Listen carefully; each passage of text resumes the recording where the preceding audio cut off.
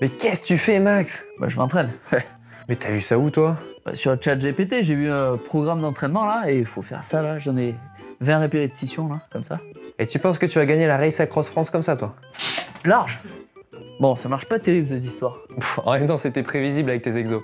Bon, on va faire un tour d'horizon des plans d'entraînement disponibles sur Internet, du moins cher au plus cher. Et avec ça, je vais être fort. Ah, on va essayer. Bon, allez, ça m'arrange. Alors, bonjour, chat GPT. Il paraît qu'il faut être poli avec l'IA, il répond mieux après. Entraînement vélo. Voilà. Ah bah il me pose déjà des questions, finalement je pensais qu'il y aurait moins d'interaction que ça. Alors, comment battre Max à sa course? Alors si je regarde tous ces conseils, effectivement c'est assez bluffant parce que bien sûr ChatGPT arrive maintenant à avoir des informations de droite et de gauche et nous propose un plan d'entraînement sur 12 semaines qui paraît assez cohérent à ce stade-là. Mais la vraie interrogation, c'est pas tellement le contenu de chaque séance, c'est plutôt leur réelle faisabilité. Au fil de la discussion, il m'a posé des questions sur mes disponibilités, mon niveau, etc. pour adapter, donc c'est quand même un petit peu adapté. Simplement, il met des choses, par exemple 3 fois 30 minutes en zone 3, la première semaine d'entraînement, c'est quelque chose qui est finalement extrêmement difficile, même si je dis que j'étais un cycliste confirmé, ça reste difficile à réaliser, et surtout, la question c'est, au cours des 12 semaines, il va forcément y avoir des imprévus, il va forcément y avoir des baisses de motivation.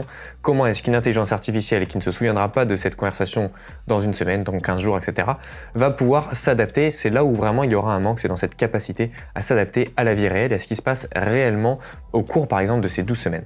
Donc ça peut faire un point de départ pour avoir des exemples de séances, par exemple, mais ça me semble trop limité pour avoir uniquement ChatGPT en tant que plan d'entraînement.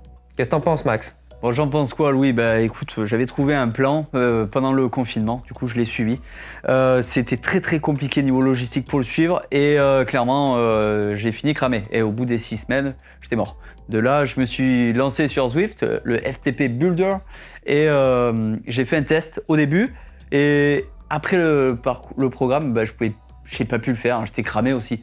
Donc Louis, tu penses que j'aurais dû faire quoi? Mais alors du coup, tu retiens vraiment rien du tout de ces plans d'entraînement à une vingtaine d'euros par mois? Bah non, au contraire, parce que même si je parle du plan d'entraînement qui était gratuit, ça m'a forcé à faire du vélo, à peu près 10 heures de vélo par semaine pendant 6 semaines, donc c'était ultra positif. Et après, avec Zwift, bien sûr, ça m'a motivé, ça a été assez marrant à rouler, et en plus j'ai pu suivre quelque chose et d'une façon très facile. Donc j'avais plus de stats, je suivais les exercices correctement, bon, c'était quand même pas mal. Mais bon, le problème c'est que j'arrive pas à rester sur l'année concentré, quoi. Et bah cet aspect motivationnel, c'est évidemment le principal problème de toute chose qu'on met en place finalement. On a tous connu ça, surtout quand l'hiver arrive.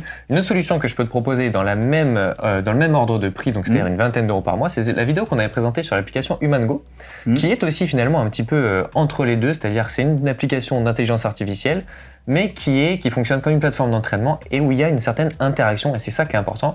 C'est-à-dire que dans les exemples qu'on avait montrés, on pouvait par exemple dire qu'on n'avait pas fait une séance pour X ou Y raison, et il y avait un robot bien sûr qui nous posait la question de savoir pourquoi on n'avait pas fait cette séance, et qui en fonction de la réponse, j'ai juste pas eu le temps, ou au contraire je suis super fatigué, ou je suis un petit peu malade, ainsi de suite, pouvait s'adapter et proposer un réajustement de l'ensemble du plan jusqu'à l'objectif, de façon à s'adapter au quotidien. Et d'ailleurs j'ai parlé des objectifs, on pouvait choisir différents objectifs, et donc il proposait un plan adapté à ça. Alors moi qui avais mis des objectifs sur piste, j'étais un petit peu le bec dans l'eau parce que ça n'existait pas sur la plateforme, comme ça ne concerne pas grand monde, donc il y avait quand même pas mal de limites, mais en tout cas il y avait une interaction supplémentaire qui faisait un petit peu, honnêtement pour une vingtaine d'euros par mois c'était quand même assez bluffant.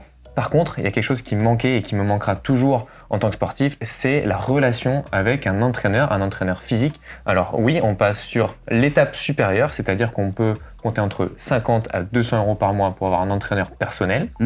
Sauf que je ne compte plus le nombre de moments, d'exemples, où au simple son de ma voix, mon entraîneur a su trouver dans quel état je me trouvais, et du coup surtout trouver les mots pour me remotiver et me remettre au travail et garder le cap sur l'ensemble de la saison.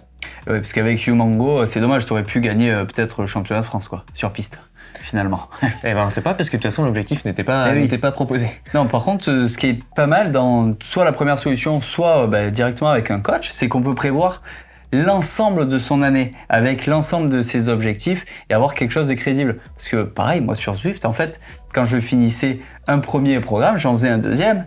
Et puis... Sans forcément faire de lien entre chaque programme, non, mais et ni qu'il y ait de lien même avec tes objectifs. Zwift Academy, je m'en rappelle bien, hein, j'ai énormément transpiré. Il me semble aussi. Et d'ailleurs, ça me fait penser que lorsqu'on fait ces programmes tout faits, notamment les entraînements sur Zwift, même si parfois il y a du texte et des consignes, on n'est pas toujours sûr de la façon dont on réalise les exercices. Par exemple, je sais que tu n'es pas un grand fan de mes pyramides. Si je te dis d'aller faire des 40, 30, 20, 10, 20, 30, 40, c'est pas trop ta tasse de thé. Mais c'est pas ma tasse de thé. Déjà, je bois du café. Et de deux, j'y comprends rien. Moi, je veux qu'on me dise à fond. Et bah c'est là où un coach en chair et en os peut être utile parce qu'il peut soit, si tu es plutôt comme moi, que tu cherches à comprendre ce que tu fais, t'expliquer, soit à l'inverse, si c'est plutôt comme toi, te dire il faut que tu aies mal, que ça brûle à peu près aux deux tiers. Chacun son métier. Hein. Exactement, et comme ça, en tout cas que ce soit sur l'aspect plus perso, mental ou que ce soit sur l'aspect purement technique, un coach en vrai, c'est vraiment un atout majeur pour pouvoir progresser et surtout pour pouvoir maintenir cette progression sur l'ensemble d'une saison et voire même sur plusieurs saisons. Bon, ok. Tu fais quoi toi la semaine prochaine? Je vais t'envoyer un petit mail là. Tu cherches un plan? Bah, pourquoi pas, tu vois. Alors il nous reste si un niveau. Gagner. Bah, si tu veux gagner, il nous reste un niveau, le niveau ultime de l'entraînement. Évidemment, ça n'est pas accessible pour nous. C'est des plans qui coûtent, qui sont finalement même hors de prix puisque c'est les plans dont profitent les cyclistes professionnels, plus à titre d'information. Oui. Alors là, on est sur un autre niveau évidemment, notamment sur une disponibilité hors norme, c'est-à-dire qu'un entraîneur chez les pros va avoir peu de coureurs à sa charge, c'est-à-dire qu'il va être 100% disponible. Non seulement c'est un doctorant qui connaît la physiologie et le corps humain sur le bout des doigts, mais aussi, voire même il fait des recherches et des découvertes, mais aussi il va être expert dans l'analyse de nombreuses datas. Les coureurs cyclistes professionnels sont bardés de capteurs, de température, de glucides, etc., de glucose, de glycémie, etc. Mais c'est bien beau d'avoir les capteurs, ça tout le monde peut les avoir, mais qu'est-ce qu'on fait des datas derrière? Et ben, un entraîneur chez les pros, il va savoir faire les datas et savoir réajuster un plan d'entraînement en fonction de ça. Et au-delà de ça, il va aussi être extrêmement disponible, c'est-à-dire que si un coureur professionnel a besoin de faire une sortie en scooter, a besoin d'assistance lors d'un stage en altitude, etc., ou même tout simplement un imprévu au cours de sa sortie, il lui suffira de décrocher son téléphone pour avoir l'assistance qui arrive en cas de besoin ou qui simplement lui dit comment réajuster sa sortie. Là, évidemment, on est sur un niveau d'accompagnement absolument hors norme et réservé aux professionnels. Ouais, mais le plus dur, c'est de rentrer dans l'équipe. Je vais quand même appeler, la Jumbo là. Bon, je te laisse finir. Je appelle la Jumbo, je te dirai s'ils m'ont pris. Ouais, ça marche. Bon, je ne sais pas si Max va trouver son bonheur auprès des entraîneurs des équipes professionnelles. Si vous cherchez des entraîneurs perso, il y en a beaucoup disponibles, notamment en passant sur les plateformes d'entraînement qui souvent proposent un annuaire d'entraîneurs. Ça peut être sur Nolio, TrainingPeaks ou Interval par exemple. Et ça vous aidera réellement à progresser. Maintenant, la meilleure option dépend de vous et de vos objectifs parce que ce qu'il y a de plus important dans l'entraînement, c'est évidemment la constance. Et donc, il convient de trouver la méthode qui vous permet d'être le plus constant, le plus régulier sur la plus longue période possible. Et c'est vraiment ça qui vous fera le plus progresser indépendamment du budget que vous mettez réellement dedans. Après, si vous voulez un entraînement pour professionnel, le mieux c'est encore de devenir professionnel. Bon, j'espère que cette vidéo vous a plu. N'hésitez pas à nous donner vos astuces en commentaire, à vous abonner pour ne pas nous louper nos conseils d'entraînement parce que travailler sur soi-même et sur ce qu'on apprend, c'est aussi important. En attendant, je vous dis à bientôt sur GSN en français.